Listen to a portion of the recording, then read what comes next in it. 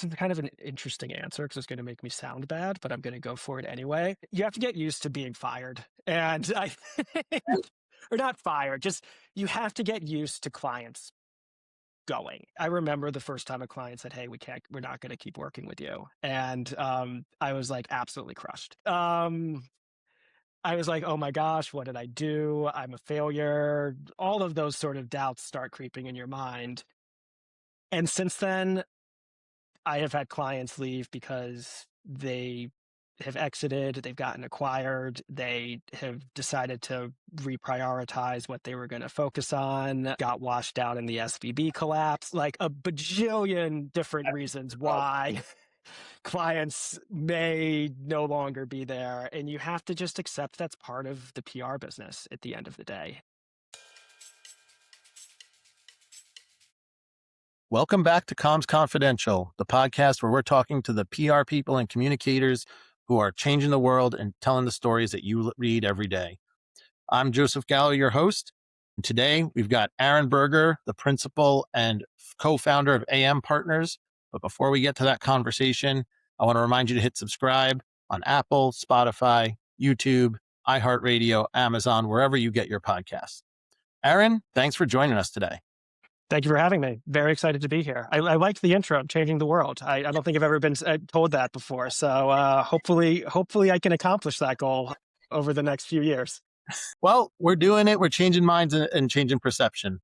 An executive once told me that perception is reality, and that's basically our currency is perception. Absolutely. So let's start from the beginning a little bit. I like to give everyone a chance to tell their origin story, tell how they got started, what attracted them to PR, the industry, what maybe interesting twists or turns you had, and ultimately, as a co-founder of AM Partners, what guided you to found a firm? Oh man, the origin story goes a long way back, but it's sort of an interesting story, just how I even found myself into the PR world. I actually started my career interning and doing a variety of work down in Washington, D.C. in government. And I wanted to get up to New York and sort of looked at similar types of work that, were in the same sort of skill set, the same area, and found, public relations, communications, strategic comms as a pretty natural shift from government into kind of corporate, and actually ended up getting my first job. I met a guy in the back of a cab who, coming from BWI to Washington, D.C., who was looking for essentially somebody to help him out. He was moving his company from Cleveland into New York City. And I had mentioned I wanted to get up to the city. And he said, "Hey, how about you come work for me for a couple of years?" So ended up working for him through a variety of different other, connections. Ended up then working at more of a consumer shop before finding my way to Ketchum, which is really where I would say I cut my teeth working at that kind of big agency. In that big agency world, I worked on a variety of different accounts, primarily the Mastercard account, worked on IBM. IBM ended up actually There. poaching me.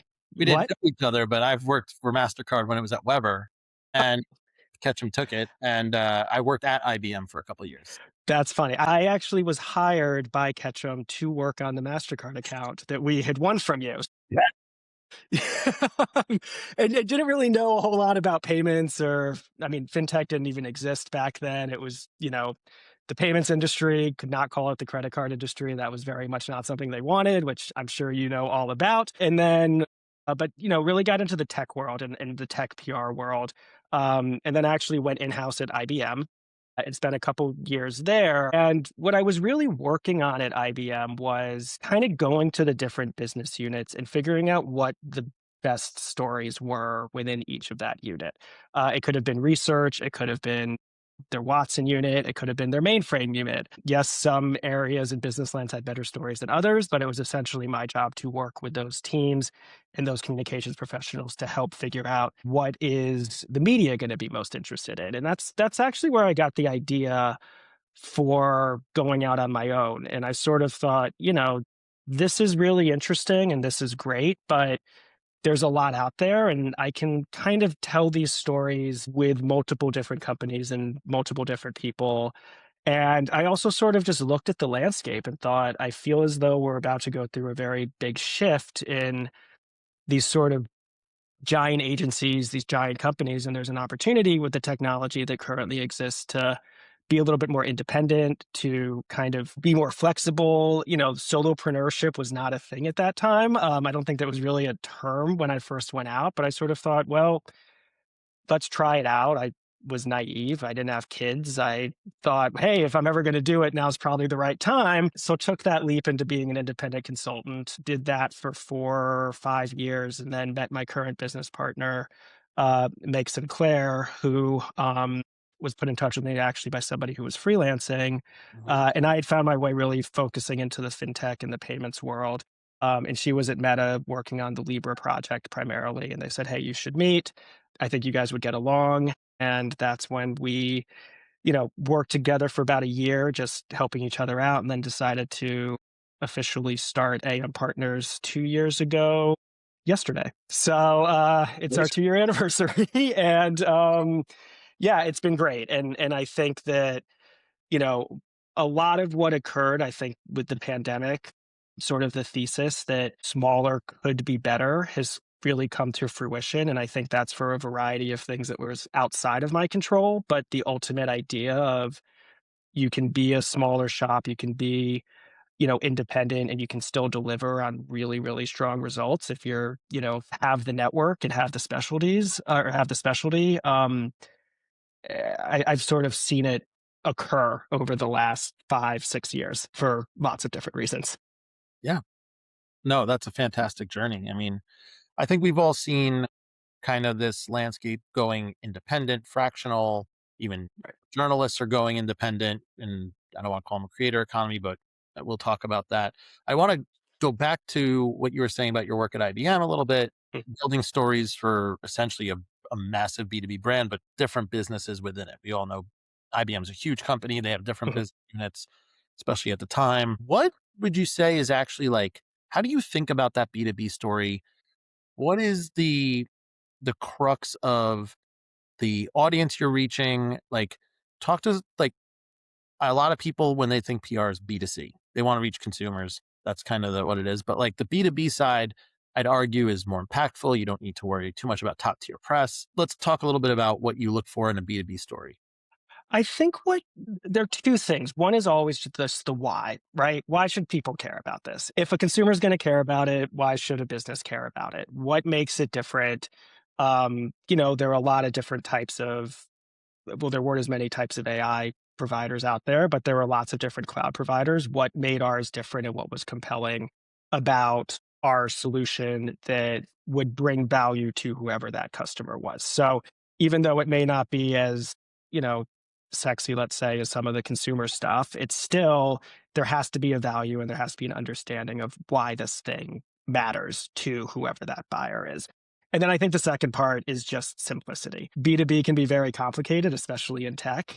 And there's a lot of engineers who you talk to. There are a lot of people who can get into the weeds about around the technicalities, and trying to elevate it a little bit to something that is simple and easily explained. Because I think of, okay, what do the reporters need? And these reporters are getting inundated with pitches and stories. And um, a lot might look the same. And we can get into some of the AI stuff here too, which I think has been good and bad, which we can get into.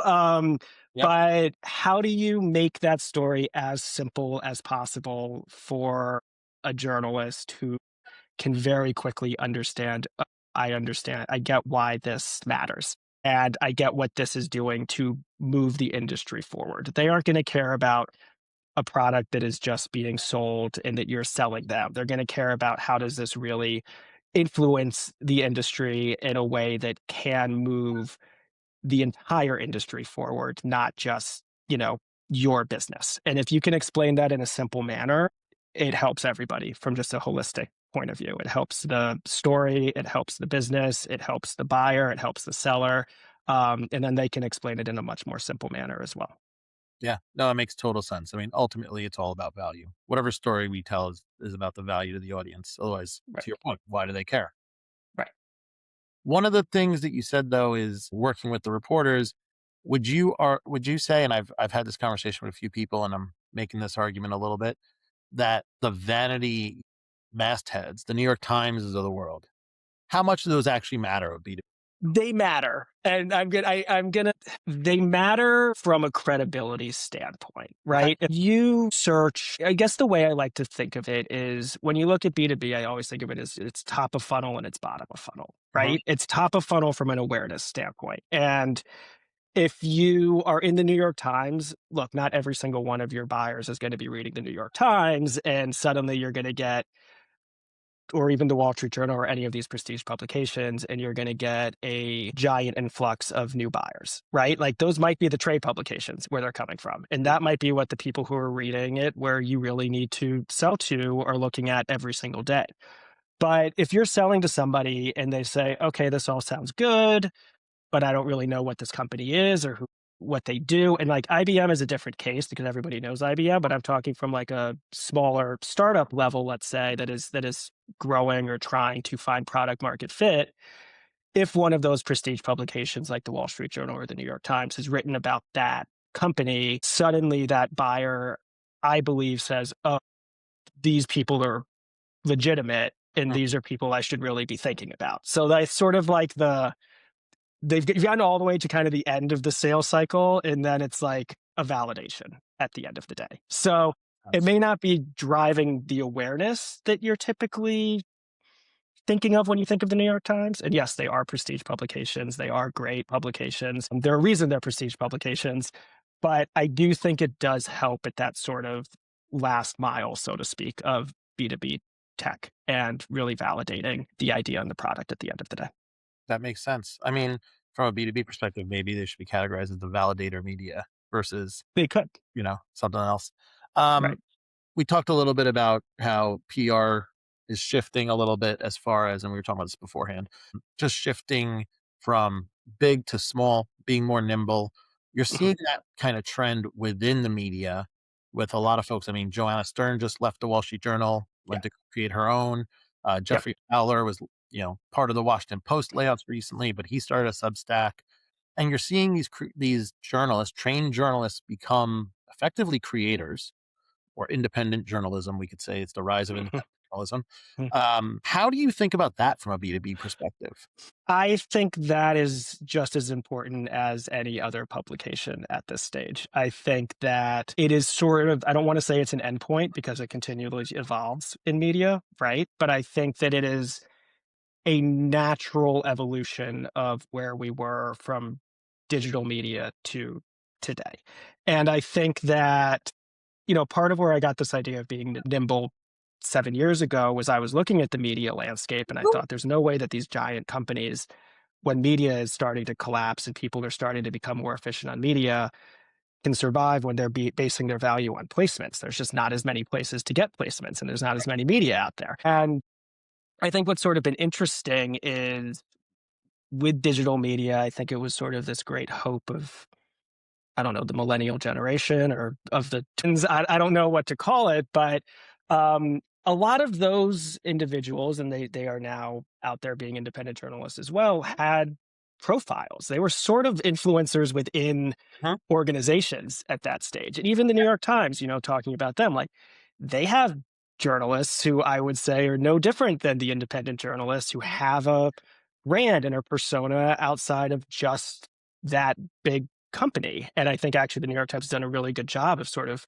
finding this balance between having the journalist be independent and also right being part of this larger organization. And I think what we're seeing is these journalists understand that because things are so distributed now, you don't need a masthead to have the Right. same influence that you did previously. And I think that any PR strategy needs to take into account those people who have a large audience and have credibility because it's all about credibility and building credibility for whatever that product is. It goes back to that validation, right? Or the awareness. And these are journalists who have built their name over 10, 15, 20 years and are still doing the same type of writing, still doing the same type of investigative reporting, still just as important. They just don't have the brand masthead at the end of the day. They've got the So I follow. think, right, Like, right, otherwise they wouldn't be able to go independent. right. But I also think what's really been fascinating is, I do a lot of work in the fintech space and I always call kind of the influencer journalists, kind of the finfluencers. And some of the big, I know for a fact, some of the big major publications look to them to drive the news cycle. They're coming to them for expertise. They're coming to them for, hey, is this something I should be paying attention to? Can you give me a quote about, 10% rate cap on credit cards, right? Because they might know more than the journalist does. And as newsrooms get cut, they're trying to source from the experts. So by you're kind of looking at it on both sides, right? It used to be a very top-down strategy Right. where you're in those prestige publications we said, or those trades. Now it's both. You need to have a bottom-up strategy where you're making sure that you have a strategy for all those independent journalists, but you also need to have that top-down strategy because look, I don't know exactly where media is going to go, but there's some meeting of the middle of all of this, I think. And that's why it's so important to be looking at both sides just as media, not as influencers and creators and publications. Couldn't agree more. I mean, I think back, the Wall Street Journal kind of had this issue back when Walt Mossberg tried to leave, and he went to all things D to Recode and create. Hey, Kara Swisher built their own thing, and you can read it in Kara Swisher's the Burn Book. Like, they didn't want to do what Kara would say, do right by the All Things D team that was generating events, a Right. money making machine, and ultimately Walt was. I don't want to say he was the first independent creator, but he was the first Right. own brand journalist. I mean, I go back 2 decades now, and I'm thinking like when we would have a product launch and it was a consumer product, it was go to Walt Mossberg, you go to Ed Baig, can't Right. remember who at the New York Times, and then everyone else. It was everyone else. Right.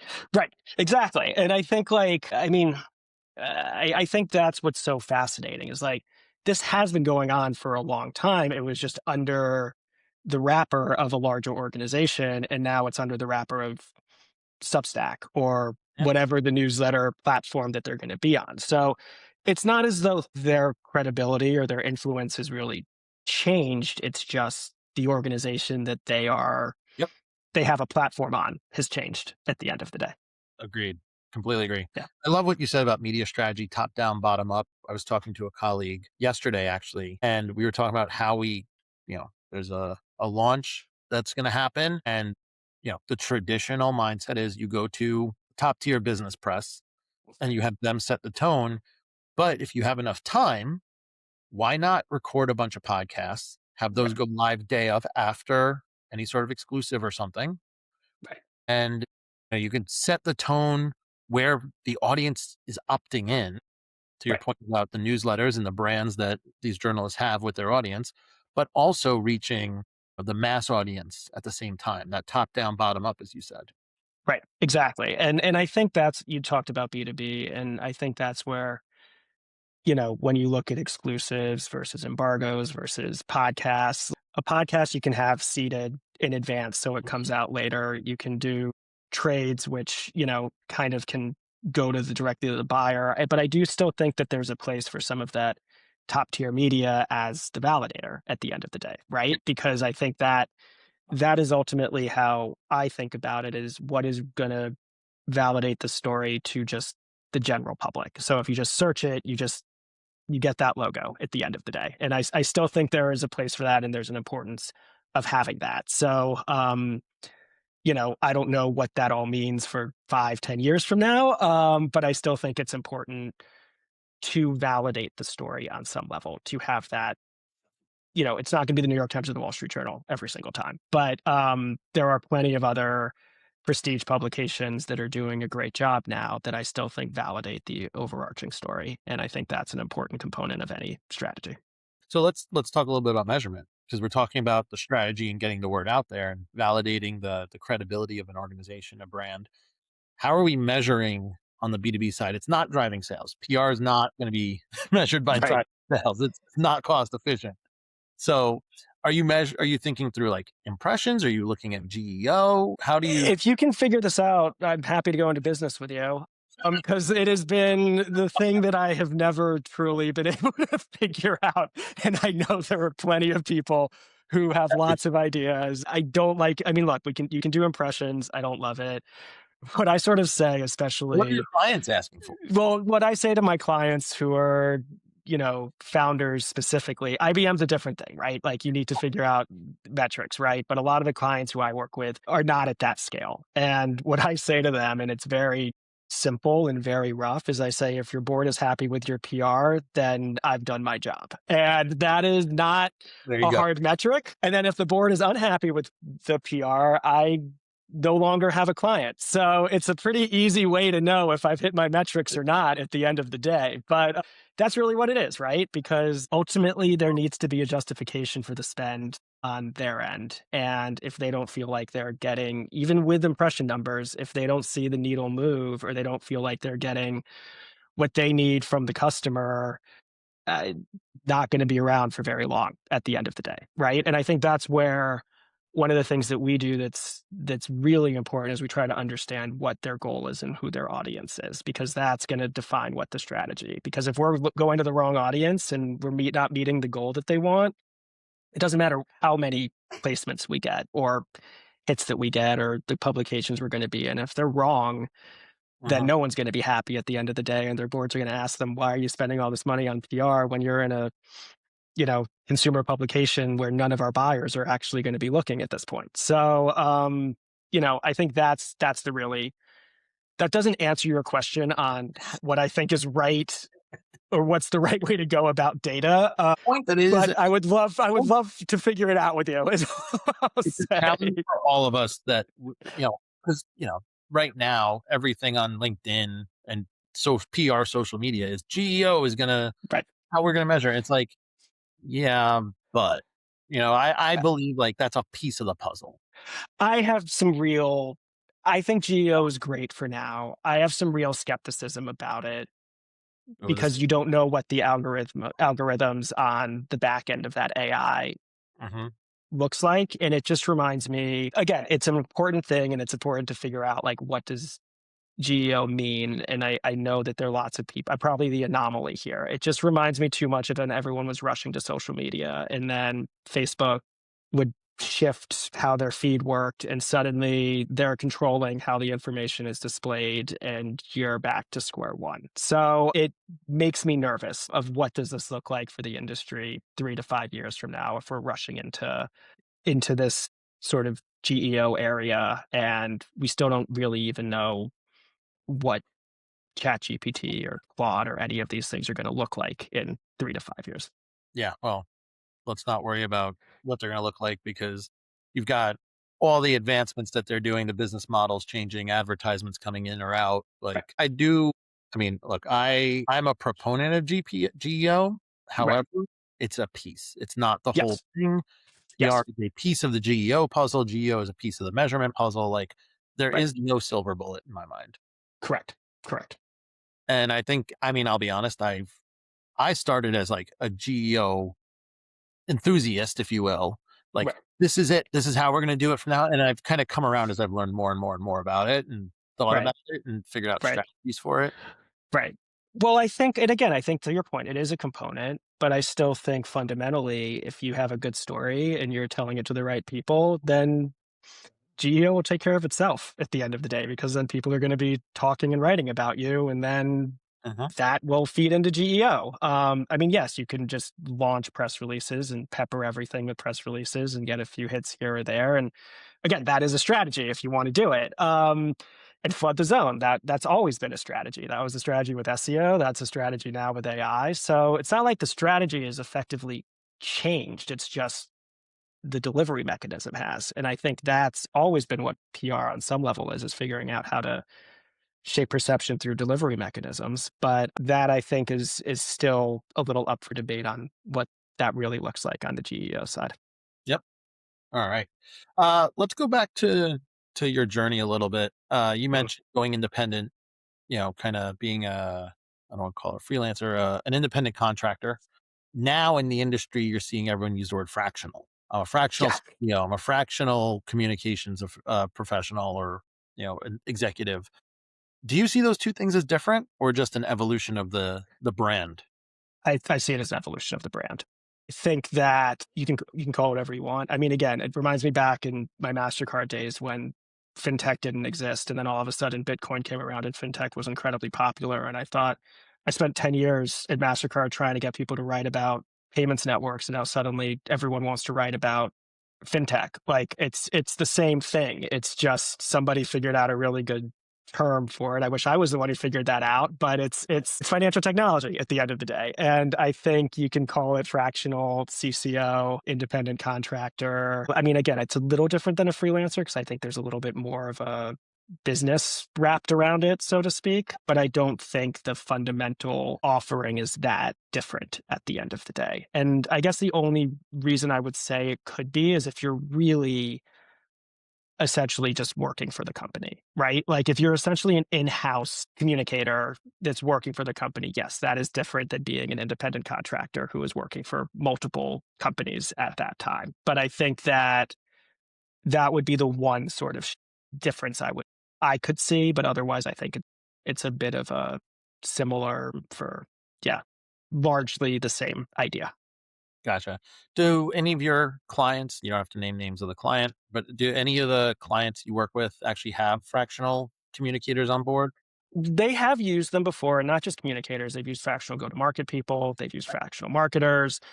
I mean, they've built internal teams through fractional help, essentially. And I think like that's not a terrible model, especially for earlier stage companies who may not even know what they don't know. So they're still figuring out what the right model is. And I think the way that I've usually seen it work the best is when they have really been thoroughly embedded within the organization and almost an extension of, essentially a marketing division on some level. Even though they're not employees, they are effectively the CCO of that company. And yes, I have seen that. And I think that it is an interesting model that can very much work for people, especially as they work to scale. Again, going back to IBM as a fractional CCO, going to work for IBM? 100% not, obviously. But I think that though it'd be kind of interesting to see what happened. But I think that there is a place for it, and I think it can actually be very valuable Mhm. so that you're not investing too much in an agency and you're not investing too much in an employee who you may not even need at that time. Right, right. Does it change knowing that they're fractional or them just being fractional? Does that change how you as an agency lead works with that client? Or do you just say that's whether full-time or fractional, on the books or part-time, like they're our client. That's just what it is. They're our go-to. Doesn't change at all. Ultimately, is the fractional chief communications officer necessarily the one who has hired us? Probably not. It's usually Uh-huh. the CEO or somebody else who's hired us who is full time. But if they say, hey, here's the person who you're going to be working with, that's the client at the end of the day. That's the directive. That's who we're going to be focused on. I don't think it should matter because ultimately you're working to make the company better. It's not just the CCO who you want to be delivering for. So I really don't think it should matter at all what that title is at the end of the day. Gotcha. What's been your favorite part of being a founder? I think that it's been sort of the most fun part is, yeah, there's a whole ecosystem out there of people who want to collaborate, who want to work, who want to try new things, and you have the freedom to do that. And, you have some choice in all of those different items. And there's has been sort of the most pleasant surprise of doing this whole thing is just I've met people and worked with people who and have had diversity of thought and diversity of clients that has been really fun at the end of the day. And I think that's kind of what keeps me going is the people who you meet and the stories that you get to tell. Not every client is like that, but fortunately I think more have been like that. And then again, like you meet interesting people who have really interesting ideas and you learn. And I think that's what makes it fun. If I stopped learning, I wouldn't want to do this anymore. And I've sort of said, like, once I feel like it's just a day to day grind every single day, then the job is just a job and it's not something that is going to motivate me anymore. What what's been the biggest like learning to your point about going from uh, you know, agency in-house, lack of a better word, a piece of the bigger comms team Mhm. an independent or a founder? There's got to be a lot of business operations learnings that you've had to go through. Yeah, I mean, the business operations is definitely can be painful without a doubt. And as you expand and grow, it only gets more complicated and, to be honest, somewhat painful. Suddenly you have more accountants, lawyers, operations people, and that becomes part of the job. So it's not just, doing the PR stuff. But I think I sort of knew that was going to be a thing, right? Like I had enough people who told me that was going to be part of what you're dealing with, and it's not always the most fun. This is kind of an interesting answer because it's going to make me sound bad, but I'm going to go for it anyway. You have to get used to being fired, I think. Or not fired, just you have to get used to clients going. And I think that when you're part of a bigger team, or you're part of a bigger agency, one, if it's a big client at an agency, it can feel like, oh my God, what am I going to do next? With Yep. so much time, so much energy, so much focus, that was my job. And in-house, you don't really have to worry. I mean, you can worry about your job, but I wasn't ever worried about IBM going bankrupt or disappearing or something like that, right? And I think I remember the first time a client said, "Hey, we're not going to keep working with you," and I was like absolutely crushed. Um, I was like, "Oh my gosh, what did I do? I'm a failure." All of those sort of doubts start creeping in your mind, and since then, I have had clients leave because they have exited, they've gotten acquired, they have decided to reprioritize what they were going to focus on, got washed out in the SVB collapse, like a bajillion different reasons Oh, why clients may no longer be there. And you have to just accept that's part of the PR business at the end of the day. There's always going to be churn. And you have to just get used to that and figure out how to deal with clients coming and going. And I think that it is a level of uncertainty you have to become comfortable with. And I think that people I know who've done this, who've decided this isn't for me, or, people who have done this who say, I love it, there is some risk at the end of the day. yeah. And you either deal with it or you don't deal with it. And it's totally up to whoever's trying this thing out if it's something that they're willing to deal with or not willing to deal with, because it's going to happen.